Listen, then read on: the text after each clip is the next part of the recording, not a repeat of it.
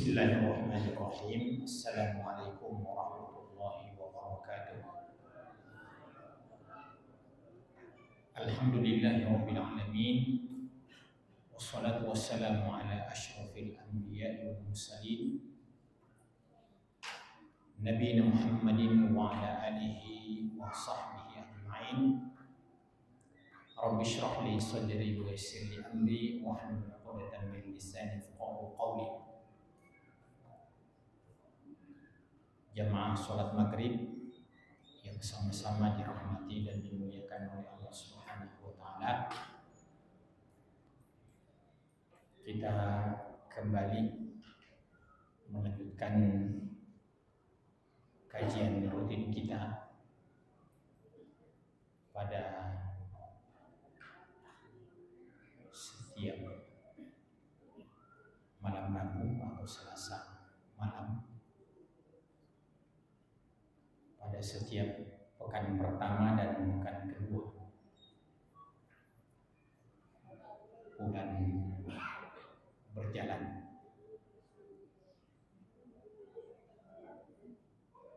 Beberapa bulan ini berurutan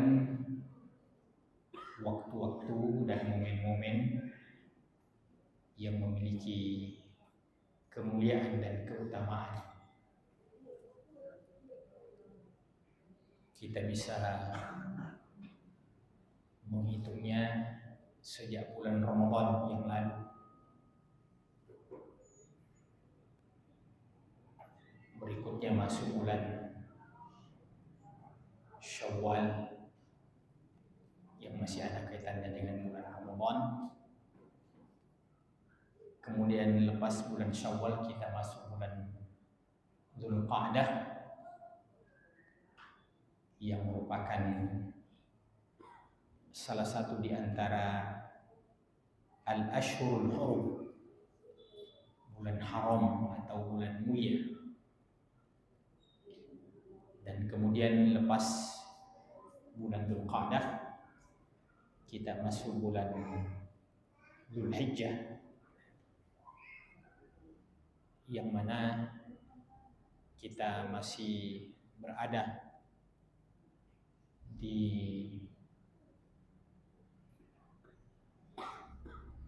lebih seperdua terakhir dari bulan Dzulhijjah ini, yang tentu bulan-bulan yang kita sebutkan tadi adalah merupakan bulan-bulan yang memiliki keutamaan dan kemuliaan. Dan yang terakhir baru-baru ini adalah 10 pertama daripada bulan Dzulhijjah, yang sekarang ini telah berakhir dengan berakhirnya hari-hari tasyrik pada tanggal 13 Dzulhijjah, beberapa hari yang lalu, dan tersisa beberapa waktu lagi daripada bulan Dzulhijjah ini. Dan setelah itu akan diakhiri tahun ini dan masuk lagi tahun baru Islam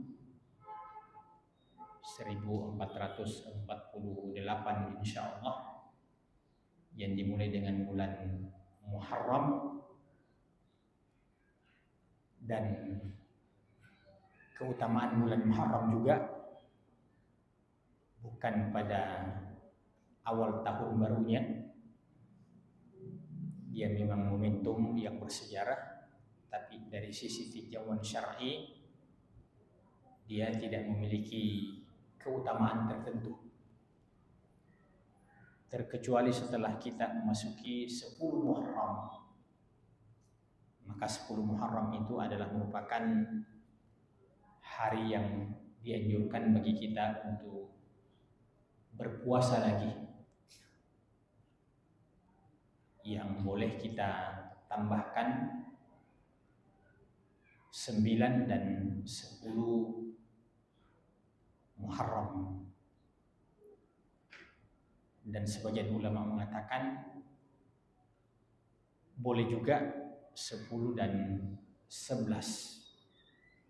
Artinya tidak menyendirikan tanggal 10 itu sebagai hari tunggal untuk kita berpuasa. Hikmahnya agar kita bisa menyelisihi orang-orang ahlul kitab dalam cara ibadah kita. Demikian perjalanan daripada waktu ini yang Allah berikan kemuliaan-kemuliaan dan keutamaan yang Allah sebutkan di dalam surah Al-Qasas, bahwa Ia menciptakan apa saja yang dikehendakinya, kemudian memilih dan menyeleksinya, dan di antara yang dipilih dan diseleksi itu adalah waktu-waktu yang mulia. Demikian secara singkat ya muqaddimah kita tentang hari-hari yang mulia yang telah berlalu. Pada malam ini jamaah sekalian, kita akan kembali melanjutkan kajian rutin kita pada kajian Tauhid yang buku pegangannya berjudul Al-Qaulul Mufid ala Kitabit Tauhid. Kalau mau diterjemahkan secara harfiah itu Al-Qaulul Mufid, perkataan yang membawa faidah, perkataan yang membawa manfaat, ala Kitabit Tauhid, tentang penjelasan kitab ya tauhid. Saya tidak akan kembali mengulang lagi tentang apa itu tauhid dan apa-apa saja pembagiannya, sebab sudah berulang-ulang kita sebutkan ya di muhadarah-muhadarah atau kajian-kajian kita yang lalu. Sekarang jamaah sekalian, kita akan melanjutkan dengan membacakan satu ayat yang merupakan bagian daripada kajian buku ini, yaitu sebuah ayat yang terdapat di dalam surah Adz-Dzariyat ayat 56. A'udzu billahi minasyaitonir rajim. Wa ma khalaqatul jinna wal insa illa liya'budun. Wa ma khalaqatul jinna wal insa illa liya'budun. Aku tidak menciptakan jin dan manusia illa liya'budun, terkecuali agar supaya mereka beribadah kepadaku. Maksudnya kepada Allah Subhanahu wa ta'ala. Ayat ini jamaah sekalian, kalau kita mau mencari yang semakna atau padanannya, wa ma khalaqatul jinna wal insa illa liya'budun, itu kita temukan di dalam surah Al-Fatihah. Yang mana itu jamaah sekalian? Itu ayat yang berbunyi Iyyaka na'budu wa iyyaka nasta'in. Perhatikan, wa ma khalaqatul jinna wal insa illa liya'budun. Aku tidak menciptakan jin dan manusia terkecuali agar supaya mereka beribadah kepadaku, atau terkecuali apa untuk menyembahku. Sementara ayat Al-Fatihah mengatakan Iyyaka na'budu, hanya kepadamulah kami beribadah. hanya kepadamulah kami menyembah. Iya. Apa perbedaannya jamaah sekalian? Perbedaannya dalam dua redaksi ini bahwa kalau ayat wa ma khalaqtul jinna wal insa illa liya'budun itu adalah Allah yang berfirman menyampaikan kepada seluruh ciptaannya, aku tidak menciptakan jin dan manusia terkecuali untuk beribadah kepadaku. Ya. Adapun iyyaka na'budu wa iyyaka nasta'in. Ya. Tentu semua yang dalam Quran itu firman Allah semuanya. Tidak ada yang bukan firman Allah. Akan tetapi ayat iyyaka na'budu wa iyyaka nasta'in itu adalah ayat yang asalnya pengakuan yang muncul dari hamba. Ya, kalau ma khalaqtul jinna wal insa liya'budun itu Allah mengatakan aku tidak menciptakan jin dan manusia terkecuali agar supaya mereka beribadah kepadaku. Adapun iyyaka na'budu wa iyyaka nasta'in maknanya itu adalah pengakuan hamba kepada Tuhannya. Hanya kepadamulah kami beribadah ya Allah. Ya. Betul itu firman Allah, akan tetapi tidak mungkin maksudnya Allah yang beribadah kepada makhluknya. Tapi maksudnya adalah Allah mengajarkan kita hambanya orang-orang beriman ini agar supaya kita menegaskan tauhid kita, iyyaka na'budu wa iyyaka nasta'in. Coba direnung-renungkan jamaah sekalian. Ungkapan iyyaka na'budu wa iyyaka nasta'in ini, kalau kita sebagai seorang muslim itu paling sedikit kita mengikrarkan dalam sehari semalam itu 17 kali. Itu paling sedikit sekali, Pak. Kenapa? Karena ada 17 rakaat dari sholat 5 waktu itu, dan dari setiap rakaat pasti kita baca surah Al-Fatihah, dan diantaranya iyyaka na'budu wa iyyaka nasta'in. Coba renungkan kira-kira bagaimana kalau ada sesuatu yang kita ingin tegaskan, hanya kepadamu kami beribadah dan hanya kepadamu kami memohon pertolongan. Iya. Saya rasa bagi yang tahu makna, substansi, redaksi ini, itu sudah paham. Iya. Andaikan ini kita berandai-andai, Pak, bahwa ungkapan ini kita ucapkan kepada sesama makhluk. Iya. Umpamanya kita cari contoh. Iya. Ini contoh saja. Kita bilang sama seseorang, iya, insya Allah saya akan datang ke rumah silaturahim. Iya. Ini dalam satu waktu sholat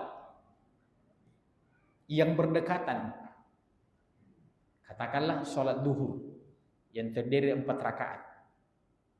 Berapa jedanya antaranya antara rakaat pertama dengan rakaat kedua, ketiga, keempat? Kalau kita kumpulkan semuanya itu sudah lama sekali itu kalau kita sholat duhur, Pak, 10 menit. Iya. Sudah lumayan kalau sudah sampai 10 menit. Iya. Mungkin kurang dari itu. Coba kita bayangkan kalau katakanlah kita membuat analogi, kita bilang sama seseorang, saya akan datang ke rumahmu silaturahim. Ya. Oh ya, oke. Ya. Belum berapa lama setelah itu kita bilang lagi, saya akan datang ke rumahmu untuk silaturahim. Iya. Hanya beberapa saat lagi, saya akan datang ke rumahmu silaturahim. Iya. Kira-kira kalau ada orang yang menyampaikan satu pesan, Pak, ya, substansinya satu, ya, mungkin kita akan mengatakan, sudah kau ulang itu, cukup satu kali kau bilangi, Kak, saya sudah paham. Saya akan datang ke rumahmu, ya, silaturahim. Oke, saya tunggu. Ya. Tapi setelah itu, saya akan datang ke rumahmu silaturahim.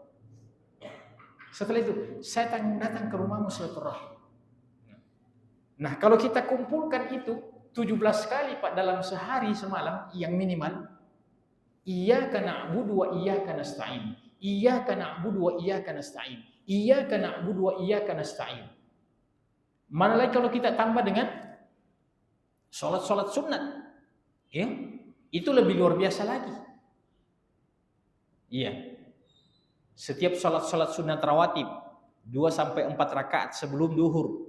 Begitu juga setelah duhur. Iya. Boleh kita salat sunat sebelum asar walaupun bukan rawatib. Boleh kita salat sunat sebelum salat maghrib walaupun bukan rawatib. Setelah maghrib itu memang sudah rawatib. Iya. Sebelum isya, maksudnya sebelum diqamat, boleh kita salat sunat. Di situ ada iyyaka na'budu wa iyyaka nasta'in. Ini sekedar saya pendekatan.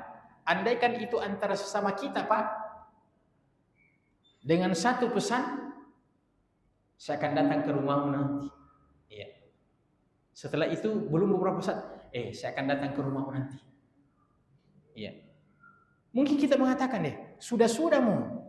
Berapa kali kau ulang itu? Cukup 1 kali, 2 kali saja.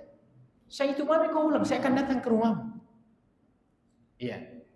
Tapi begitu pentingnya namanya mentauhidkan, mengesahkan Allah Subhanahu wa taala. Berapa rakaat yang kita lakukan dalam sehari semalam? Yang kita katakan minimal 17 rakaat kalau kita tidak sholat sunnah. Kalau ada orang sholat lain, kalau ada orang sholat duha, kalau ada orang sholat sunnah rawatib, qabliyah dan ba'diyah, kalau ada orang sholat tahiyatul masjid, kalau ada orang sholat mutlak 2 rakaat, itu bisa ratusan kali dia mengatakan iyyaka na'budu wa iyyaka nasta'in. Ya, iyyaka na'budu wa iyyaka nasta'in. Iyyaka na'budu wa iyyaka nasta'in. Iyyaka na'budu wa iyyaka nasta'in. Kalau analogi kita, Pak, itu yang saya katakan tadi. Sudah mu. Cukup 1 kali kau sampaikan itu, saya sudah paham. Tapi begitu pentingnya untuk kita menegaskan tauhid, mengesahkan Allah Subhanahu wa taala, sehingga kita bisa dikatakan hampir tidak ada jeda ini terkecuali kita mengatakan iyyaka na'budu wa iyyaka nasta'in. Iya. Coba kita lihat dalam Al-Qur'an. Ya. Allah Subhanahu wa taala mengatakan la in asyrakta la yahbatanna 'amaluka. La in asyrakta la yahbatanna 'amaluka. Jika engkau mempersyirikatkan Allah, jika engkau, bukan jika kalian, tapi ini untuk satu orang.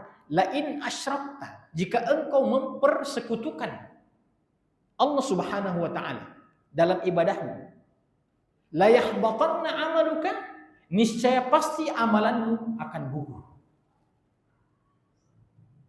Baik.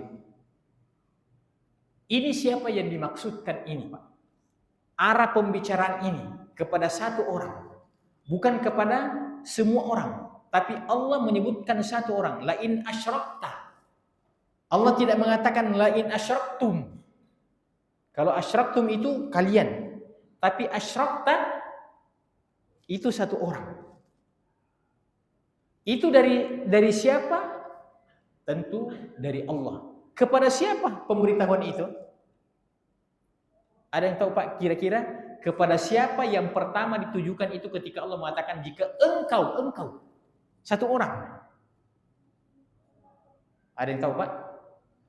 Siapa kira-kira yang dimaksudkan engkau di situ? Hah? Baik. Siapa yang menerima wahyu Al-Quran itu Pak? Nabi Muhammad. Hanya Nabi Muhammad yang menerima wahyu Al-Quran. Maka kalau ada kata-kata yang tidak disebutkan, ya, maksudnya pembicaraan itu kepada orang kedua, maka pasti maksudnya adalah Nabi Muhammad sallallahu alaihi wasallam. Lain asyrakta, jika engkau maksudnya engkau Muhammad. Ya, jika engkau Muhammad mempersyirikatkan Allah, maka pasti amalanmu yang lain itu akan ikut gugur. Tidak ada artinya Muhammad. Baik. Coba dibayangkan ini. Coba renungkan ayat ini jamaah sekalian. Orang yang begitu tidak mungkin secara logika. Tidak mungkin Muhammad ini terjatuh pada bentuk penyimpangan tauhid. Atau ada di antara kita mengatakan, bisa juga Nabi terjadi penyimpangan dalam masalah tauhid. Bisa saja Nabi terjatuh pada kesyirikan. Itu tidak mungkin Pak. Orang pertama yang paling mengenal Allah Subhanahu wa taala adalah Nabi kita Muhammad sallallahu alaihi wasallam. Ya. Nabi kita Muhammad sallallahu alaihi wasallam. Nah, kira-kira kalau ada orang yang faham betul tentang masalah itu, Pak. Dia faham betul tentang bahayanya. Terus tiba-tiba diperingatkan lagi, hati-hati kok. Apa kira-kira kalau seandainya pembicaraan itu pembicaraan biasa? Apa kira-kira orang yang disampaikan pembicaraan itu yang tidak mungkin dia terjatuh pada bentuk penyimpangan tauhid itu dikasih peringatan, Pak? Pasti dia akan tersinggung. Dia akan tersinggung. Iya. Contoh sederhana saja, Pak. Ini sangat jauh tentu kiasnya. Iya. Apalah kedudukan kita, ya, dibandingkan dengan kedudukan Nabi Sallallahu Alaihi Wasallam. Iya. Tapi kita mengambil contoh sederhana. Saya ini mengajarkan tauhid, Pak, mengajarkan tauhid. Ini materi tauhid yang saya ajarkan sekarang ini. Sudah ke ceramah begini, ada jamaah yang datang, Ustaz, hati-hati kau nak, kalau kau mempersyirikatkan Allah, gugur amalanmu itu, Ustaz. Saya bilang, kenapa kau ajar saya masalah itu? Nah, baru-baru kau sampaikan. Ya, kau mau ajar saya masalah tauhid. Nah, saya ini yang mengajarkan kepadamu. Masa kau ingatkan saya? Sekarang yang mengajarkan tauhid itu siapa? Adalah Nabi kita Muhammad sallallahu alaihi wasallam. Nabi yang menegaskan dalam setiap rakaat salat, iyyaka na'budu wa iyyaka nasta'in. Hanya kepadamu kami beribadah ya Allah, dan hanya kepadamu kami mohon pertolongan. Saking tidak adanya di antara kita yang boleh merasa aman tentang persoalan akidah ini jamaah sekalian, sampai Allah Subhanahu wa taala tetap memperingatkan orang yang tidak mungkin terjatuh kepada kesyirikan. Nah, itu maksud saya. Allah tetap memperingatkan kepada orang yang tidak mungkin, yang mustahil terjatuh kepada kesyirikan, kepada penyimpangan agama. Tapi Allah mengatakan, lain asyrakta, hai Muhammad, jika engkau mempersyirikatkan Allah dalam penyembahanmu, la yahbatanna amaluka, niscaya amalanmu akan gugur. Coba bayangkan jamaah. Dia tidak berbentuk jamak. La in asyraktum la yahbatanna amalakum. Tapi Allah mengatakan la in asyrakta la yahbatanna amaluka. Maka di sini Pak, tidak boleh ada di antara kita yang boleh merasa aman. Sedangkan Nabi saja Allah nasihati la in asyrakta, apalagi kita. Iya. Pintar-pintar saja nasihati saya tentang masalah tauhid. Nah, saya yang mengajarkan itu tauhid. Itu kesombongan, Pak. Ya. Allah mengingatkan nabinya dengan menggunakan kata penegasan lain, jika engkau mempersekutukanku la yahbatanna, niscaya betul-betul amalanmu akan gugur. Dan karenanya ketika Allah Subhanahu wa taala menegaskan tentang tauhid ini dalam Al-Qur'an, tidak menggunakan kata penegasan. Tidak pernah. Umpamanya di ayat yang lain Allah mengatakan wa'budullaha wa la tusyriku bihi syai'a. Wa'budullaha, dan sembahlah Allah. Sembahlah Allah. Apa lanjutannya? Wa la tusyriku bihi syai'a, dan janganlah engkau mempersyirikatkan Allah dan penyembahan. Karena ada orang yang menggabungkan, dia sembah juga Allah, tapi dia juga sembah selain Allah. Itu yang membatalkan tauhid. Yang dimaksud tauhid itu hanya mengesahkan Allah dalam rububiyahnya, dalam uluhiyahnya, dalam asma dan sifatnya. Iya. Subhanallah. Oleh karena itu jamaah sekalian, seperti yang kita katakan, bahwa ketika ada perintah dan menegaskan tentang penyembahan ini, itu tidak pernah berdiri sendiri. Iya. Apa bedanya kalau kita mengatakan iyyaka na'budu wa iyyaka nasta'in? Hanya kepadamulah kami beribadah dan hanya kepadamulah kami memohon pertolongan. Apa bedanya redaksi itu?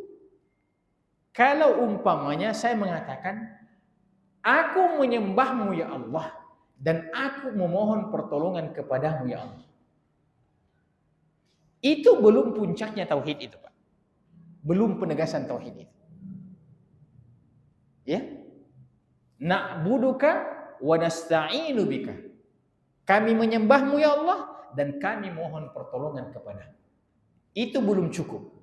Tapi harus hanya kepadamu kami menyembah, hanya kepadamu kami mohon beribadah, dan hanya kepadamu kami memohon pertolongan. Apa bedanya dua redaksi itu, Pak? Kalau hanya kepadamu kami beribadah dan hanya kepadamu kami memohon pertolongan, berarti aman. Tidak ada lagi yang lain. Ya. Fokus. Tapi kalau aku menyembahmu ya Allah dan aku memohon pertolongan padamu ya Allah, itu artinya masih ada kemungkinan saya juga bisa menyembah selain Allah. Saya juga bisa memohon pertolongan kepada selain Allah. Jadi na'buduka wa nasta'inu bika. Aku menyembahmu ya Allah dan aku mohon pertolongan padamu ya Allah. Itu tersirat kata bahwa itu bukan penghususan. Iya. Jadi aku menyembahmu ya Allah, tapi ada juga kemungkinan saya menyembah selainmu. Aku mohon pertolongan padamu ya Allah, aku juga ada kemungkinan mohon pertolongan kepada selainmu. Tapi ketika Allah mengajarkan iyyaka na'budu wa iyyaka nasta'in. Iya. Ini saya suka sekali terjemahkan dalam bahasa Bugis ini, Pak, karena orang Bugis itu bilang matemme. Iyyaka na'budu wa iyyaka nasta'in. Iko mipuang usompa, iko tomion roy milau tulu. Itu kalau orang Bugis itu, Pak. Ya, orang Bugis mengatakan mateme. Ya, artinya meresap betul itu, faham betul itu. Ya, coba bayangkan. Iyyaka na'budu wa iyyaka nasta'in. Maka demikian pula ketika Allah mengatakan wa ma khalaqatul jinna wal insa illa liya'budun. Aku tidak menciptakan jin dan manusia terkecuali untuk beribadah kepadaku. Artinya tidak ada peruntukan Allah menciptakan jin dan manusia ini terkecuali yaitu misi beribadah kepada Allah Subhanahu wa ta'ala. Iya. Sekarang bagaimana kalau umpamanya saya makan? Bagaimana kalau umpamanya saya berkeluarga? Bagaimana kalau umpamanya saya musafir? Apakah itu mencakup semuanya? Wa ma khalaqtul jinna wal insa illa liya'budun? Aku tidak menciptakan jin dan manusia terkecuali agar supaya mereka beribadah kepada aku. Iya. Katakanlah yang kita fahami ibadah itu dalam makna yang sempit. Ya, katakanlah rukun Islam atau rukun iman. Bersyahadat, mendirikan sholat, berpuasa, mengeluarkan zakat, berhaji. Katakanlah itu yang kita fahami ibadah dalam makna yang sempit. Maka kalau kita bersyahadat, oke, cocok itu. Wa ma khalaqtul jinna wal insa illa liya'budun. Kita sholat, oke. Wa ma khalaqtul jinna wal insa liya'budun. Ya. Saudara kita pergi menunaikan ibadah haji, ya, sebentar lagi pulang. Ah, cocok nih. Wa ma khalaqtul jinna wal insa illa liya'budun. Tapi Anda makan, Anda tidur, Anda berkeluarga, Anda musafir, Anda berkebun. Bagaimana itu? Kita katakan di dalam Islam itu ternyata konsep ibadah itu sangat luas. Ternyata konsep ibadah itu sangat luas. Ada ibadah khusus dan ada ibadah umum. Jadi bagi dua. Ada ibadah khusus, ada ibadah umum. Ibadah khusus ini yang membutuhkan cara yang diajarkan oleh Nabi Shallallahu Alaihi Wasallam. Bagaimana caranya puasa? Harus kita tahu bagaimana cara Nabi puasa. Bagaimana cara berhaji? Harus kita tahu bagaimana cara Nabi berhaji. Itu namanya ibadah-ibadah khusus. Itu namanya ibadah-ibadah khusus. Iya. Ada ibadah-ibadah yang sifatnya umum. Ya. Ibadah-ibadah yang sifatnya umum ini mungkin ada di dalamnya ibadah-ibadah yang masuk dalam kategori ibadah umum itu. Mungkin ada di antaranya yang memang hukum asalnya juga Nabi melakukan, akan tetapi ada variabel-variabel yang mungkin Nabi tidak masuk di situ. Nabi tidak masuk di situ. Saya kasih contoh umpamanya. Ya. Nabi dan para sahabat kan makan minum juga. Ya kan? Nabi dan para sahabat kan bepergian juga, musafir juga. Iya kan? Nah, semua apa yang dilakukan oleh Nabi, iya. Maka ketika beliau makan, itu salah satu contoh ibadah yang sifatnya umum. Ibadah yang sifatnya umum. Jadi, kalau mau dapat pahala sekedar makan, Pak, niatkan bahwa karena memang itu diperintahkan. Kenapa kita makan? Sudah ada kira-kira di antara kita yang pernah menjawab, kenapa kita makan? Bilang, karena itu perintah agama. Kira-kira sudah ada yang pernah menjawab begitu, Pak? Rata-rata kita, kenapa kau makan? Lapar, Kak. Rata-rata kita. Ya. Kenapa kau singgah di warung? Lapar, Kak. Iya. Jarang-jarang di antara kita, kenapa kau makan dan minum? Karena itu perintah agama. Wa kulu washrabu, makan dan minumlah. Itu perintah agama. Atau paling tiga kita katakan, itu sunnah Nabi. Makan. Iya. Maka karena dicontohkan oleh Nabi itu makan dan minum, maka kita juga makan dan minum. Iya. Jadi mulai dirubah Pak, ya. Jami dibilang karena saya lapar. Iya. Pulang nanti habis Isya yang mau makan malam Pak minta makan sama istrinya. Iya. Saya mau makan ini sebenarnya bukan urusan lapar. Karena perintah. Dapat pahala gitu Pak. Iya. Jadi beda redaksi saja sedikit. Sekarang apa yang dimakan? Apa yang dimakan? Yang dimakan oleh Nabi sebagai suku orang Arab dengan yang kita makan beda. Nah, sudah mulai variabelnya berbeda. Ya. Nabi makan gandum, makan kurma, kita makan nasi. Ya. Sekarang bagaimana mempertemukan itu? Nabi makan gandum, kita makan nasi. Nah, diperiksa dulu. Ada enggak pengharamannya itu makan nasi? Oh, tidak ada. Allah mengatakan, ya ayuhan nas, kulu mimma fil ardi halalan thayyiban. Wahai sekalian manusia, makanlah apa yang ada di atas permukaan bumi ini, yang penting yang halal dan yang baik-baik. Bagaimana caranya mengetahui bahwa ini halal? Selama tidak ada pengharamannya, maka itu hukum asalnya halal. Itu kaidahnya Pak. Selama tidak ada teks yang mengatakan ini hukumnya haram, maka itu hukum asalnya halal. Iya. Karena Quran itu ketika menyebutkan yang halal tidak menyebutkan satu-satu. Saking banyak yang halal Pak. Tapi ketika Al-Quran menyebutkan yang haram, itu disebutkan secara terperinci satu persatu. Kenapa begitu Pak? Ya, ini menunjukkan bahwa kalau kita ingin membandingkan antara yang halal dengan yang haram, yang halal itu tidak terbatas. Sementara yang haram itu dibatasi. Maka sesuatu yang dibatasi itu tidak mengapa menyebutkan satu persatu. Karena tidak banyak.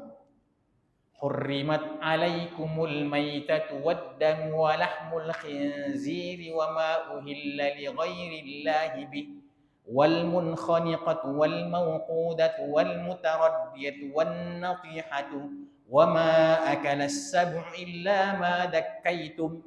Ini hanya dalam satu ayat Pak. Kalau saya hitung itu habis yang diharamkan belum habis jari-jari saya pakai menghitung Pak. Sedikit sekali. Makanya yang sedikit itu diperinci Pak. Yang tidak terhitung itu, kira-kira kalau Allah mau menyebutkan yang halal itu Pak, kira-kira bagaimana tebalnya Al-Quran itu Pak? Dihalalkan sapi, dihalalkan kambing, dihalalkan unta. Dan itu adalah rahmat Allah Subhanahu wa taala. Selama tidak ada secara jelas tentang pengharamannya, maka makan saja. Iya. Begitu juga Pak, hukumnya muamalah. Hukumnya muamalah. Apa contohnya hukumnya muamalah? Jual beli, sewa menyewa, pinjam meminjam, itu muamalah Pak. Iya. Di mana biasanya kita lumrah jual beli? Di pasar umpamanya. Ya, di Solayan kalau sekarang ini. Ya. Maka hukum asalnya jual beli itu adalah halal. Coba bayangkan Pak. Kira-kira bagaimana kalau kita membayangkan? Kita pergi ke pasar Pak. Iya. Kan Allah menyuruh kita berhati-hati. Bukan begitu? Betul. Allah dan Rasulnya menyuruh kita berhati-hati dalam agama ini Pak. Maka sebagai bentuk keberhati-hatian kita, kalau kita pergi ke pasar, setiap kita mau membeli sesuatu dari pemilik barang itu, Pamannya kita mau beli sayur, Pak. Iya. Kan agama menyuruh kita berhati-hati, Pak. Sebelum kita beli itu sayur, kita tanya ini penjual sayur. Bilang ini sayur, Pak. Kira-kira halal di Pak ini, bukan kita curi. Kira-kira apa yang terjadi kalau begitu cara kita, Pak? Ya. Kira-kira kita kalau ada kita di sini yang menjual, Pak, ya. Apalah kita pergi ke toko-toko beli odol ya. Saya mau tanya dulu, Pak, ini odol di mana kita beli ini? Halal di ini. Woi, tidak jadi kita beli itu, Pak. Bertengkar, Pak. Pasti mengatakan kurang ajar ini, nanti akan mencuri. Kita katakan tidak, Pak. Saya tidak dulu mencuri. Cuma agama menyuruh kita berhati-hati, jangan sampai barang syubhat yang kita jual. Agama melarang kita berlebih-lebihan. Agama melarang kita berlebih-lebihan, Pak. Selama kita melihat barang itu dan tidak ada indikasi bahwa barang itu adalah barang yang haram, beli saja, Pak. Kita ke pasar kasih pun itu keranjang tanpa perlu bertanya. Dan kecuali kalau kita tahu, wah, ada salah satu penjual setar itu yang suka luka-luka itu, baru kita berhati-hati. Ya. Tapi hukum asalnya semua yang di pasar itu, ya, hukumnya halal. Ya. Apakah tidak ada kemungkinan barang yang dijual di pasar itu, apakah tidak ada kemungkinan ada barang curian? Ada kemungkinan, Pak. Ada kemungkinan. Iya. Apalagi biasa itu kalau ada di pinggir-pinggir jalan itu penjual sepatu bekas. Apalagi dijual rata-rata teman-teman saya itu bukan di toko yang mahal sekali. Nah, itu ada indikasi. Iya. Ya. Makanya tidak apa-apa. Iya. Kalau tiba-tiba hilang sendal tak apa-apa. Jalan-jalan ke tempat seperti itu. Bisa saja kalau kita kenal toh. Iya. Nah, itu harus kita hati-hati. Iya. Tapi hukum asalnya adalah halal. Hukum asalnya adalah halal. Begitu juga tidak masuk haram. Iya. Selama mayoritas kaum muslimin, ya, terutama kita mau makan daging, Pak, ya, kan harus berhati-hati. Nah, minta itu daging sapinya atau daging ayamnya, ya. Tapi sebelum kita beli, kita bilang ini ayam, Pak, waktu disembelih kira-kira baca Bismillah kira-kira ini, iya. Kira-kira bagaimana pemilik warung itu, Pak? Langsung kita yang pokoknya kalau terlalu banyak pertanyaan, ya, maka kita disuruh berhati-hati. Tapi keberhati-hatian yang berlebih-lebihan itu juga dilarang di dalam agama. Keberhati-hatian yang berlebih-lebihan itu dilarang juga di dalam agama. Iya. Sebaliknya juga, kalau ada hal yang sudah jelas kuat indikasinya itu mencurigakan, janganlah pokoknya beli saja, terserah nih. Itu tidak boleh juga. Jadi agama Islam ini adalah agama yang senantiasa berada pada pertengahan. Nah, kira-kira ya kita cukupkan sampai di sini karena mungkin ada yang bertanya, ya masih ada waktu mungkin 5 sampai 10 menit. Ada yang bertanya?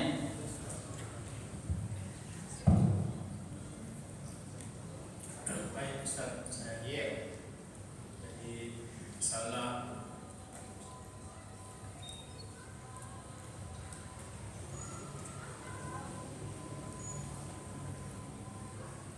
pertanyaan saya, Ustaz, terkait tadi dengan tidaklah kita diciptakan kecuali untuk beribadah. Jadi semua saya membahasakan semua aktivitas tadi itu harus bernilai ibadah.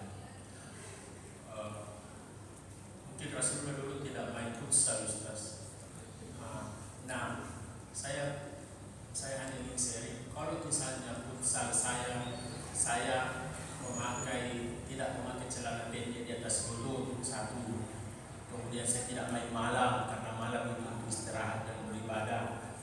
Berarti saya dapat pahala itu, Ustaz. Dan saya kira itu, Ustaz. Lihat, masya Allah. Ya, jadi ini tadi yang terluput memang. Itu saya sebutkan tidur, perjalanan apa. Ya, itu saya silakan masuk dalam kategori ibadah umum. Jadi ibadah itu kata para ulama adalah sebuah peristilahan yang mencakup perkataan perbuatan. Ya, apa saja yang mencakup perkataan perbuatan gerakan yang dicintai dan diridhoi oleh Allah Subhanahu wa taala. Apa maksudnya cintai? Maksudnya tidak ada pelarangannya. Ya. Maka itu semuanya masuk dalam konsep ibadah. Semuanya masuk dalam konsep ibadah. Nah, tadi dicontohkan bagaimana kita ini main futsal. Adakah main futsal di zaman Nabi? Tentu tidak ada. Ya, mungkin belum ada istilah main bola pada waktu itu. Ya, yang ada itu adalah panah, kemudian berkuda, kemudian berenang. Ya, nah inilah yang masuk contoh-contoh yang perlu untuk kita pahami bahwa ketika sebuah aktivitas itu ada manfaatnya dalam hidup kita, baik itu manfaat dari sisi duniawi, ya, apalagi dari sisi ukhrawi, maka disinilah penting untuk selalu kita kaitkan dengan niat yang baik. Ya, kita lihat futsal itu adalah kegiatan olahraga. Ya, ya, kegiatan olahraga. Tentu ada unsur hobinya di situ. Ya. Tapi intinya bahwa kita olahraga itu untuk supaya kita sehat, kita jogging, kita jalan. Ya. Intinya mau berkuda, mau memanah, mau berenang, ya. Andaikan itu bisa, itu lebih bagus karena memang sudah diteliti itu, ya, 3 bentuk olahraga ini itu luar biasa dari sisi kesehatan. Ya. Tapi katakanlah kita kembangkan, ya, tidak seperti itu. Di mana juga kita mau dapat kuda di kota, ya. Di mana juga kita mau memanah, nanti kita panah orang yang lewat. Ya. Maka intinya kalau kita olahraga ini, maka disinilah akan membedakan kapan dia mendapatkan pahala dan kapan dia berlalu begitu saja. Kalau kita ibadah ini hanya sekedar penyaluran hobi, kenapa olahraga? Aku suka bintang itu saya olahraga. Ya. Tapi kalau kita kaitkan saya olahraga ini samping karena hobi, kesukaan, ya mudah-mudahan dengan olahraga ini kita sehat. Akhirnya insya Allah kita juga kuat beribadah, ya, kepada Allah Subhanahu wa taala. Makanya kalau kita lihat dalam dalam ibadah itu, Pak, itu Nabi mengatakan berikan berita gembira kepada orang yang berjalan kaki di subuh-subuh pergi ke masjid. Masya itu orang yang banyak jalan kaki. Ini subhanallah, saya analisa ini, Pak. Ya, jangankan antar rumah kita dengan masjid itu 1 kilo, Pak. Ya, cukup 100 meter saja antar rumah dengan masjid, Pak. Ya, kita yang jarang bergerak ini, tapi yang penting kita adalah orang yang rajin, ya, sholat jamaah. Itu sebenarnya sudah terikut unsur olahraganya situ tanpa kita menyadari. Coba bayangkan kalau 100 meter. Iya. Tapi harus jalan betul supaya ada unsur olahraganya. Ya. Yang naik motor, tidak ada unsur olahraganya itu. Iya, sekedar canda saja. Maka setiap aktivitas yang kita lakukan ini yang ada manfaat duniawinya, maka kasih seberang saja kaitkan dengan urusan yang berkaitan dengan ibadah. Pada saat itu kita akan mendapatkan pahala. Apa bedanya orang makan hanya karena lapar, makan karena ya supaya kuat beribadah? Bedanya itu dari sisi niat saja. Ya, kita ini makan kue apa? Insyaallah. Ya, salah satu di antaranya kita makan kue ini, ya walaupun mungkin sebagian di antara kita kurang lagi makan malam lagi nanti, tapi paling tidak ya makan kue ini paling tidak kita sholat isya ini tidak terlalu diingat makan malam nanti. Ya, karena kalau mungkin kita tidak makan kue, mungkin ada antara kita menjadi cepat ini bacanya ustaz yang berapa sekali. Gara-gara makan kue ini, akhirnya kita tidak ingat dengan makanan yang ada di rumah. Itu namanya berniat sesuatu yang hukum asalnya lupa. Akhirnya kita cerdas memanage menjadi sebuah nilai ibadah. Maka itulah konsep daripada ibadah yang kita sebutkan tadi. Apa saja yang kita ucapkan, apa saja yang kita lakukan, selama dia bukan pelarangan, maka itu masuk bentuk daripada ibadah. Ya, salah satu di antara ibadah itu dalam hadis disebutkan adalah ibadah itu adalah engkau memasukkan rasa gembira ke dalam hati saudara. Engkau memasukkan rasa kegembiraan dalam hati saudara. Apa biasanya itu yang identik itu masukkan rasa kegembiraan ke dalam hati saudara kita, Pak? Biasanya itu kalau kita bercanda-canda, ya, yang penting jangan berlebihan, ya, yang penting jangan berlebihan, ya. Atau bertanya-tanya, ya, dari mana Ki, Pak? Ya, dari mana Ki, saya tidak lihat Ki beberapa hari ini, ya, daripada diam saja. Nah, itu kan artinya sekedar berbahasa basi, ya, untuk membuat istilahnya keakraban dengan saudara kita, ya. Karena tidak baik itu sudah lama kita sama-sama situ, ya. Karena ada tuh itu kadang-kadang sudah 10 menit tidak pernah mau sama-sama dari mana kita apa, ya. Maka apa yang kita lakukan itu adalah merupakan bagian daripada asalnya mubah boleh, tapi kalau kita cerdas, kita bisa jadikan ini sebagai bentuk ibadah kepada Allah Subhanahu wa Ta'ala. Maka bapak-bapak, ya, yang setiap ke masjid ini selalu jalan kaki, niatkan itu, Pak, mau jalan kaki ini sebagai olahraga, ya. Mudah-mudahan insya Allah, ya, itu dapat menyehatkan saya. Maka tidak ada yang mubazir dalam kehidupan seorang muslim itu, semua bernilai ibadah. Demikian kita cukup sampai sini. Subhanallah wa bihamdika, asyhadu an la ilaha illa anta, astaghfiruka wa atubu ilaik. Wa akhiru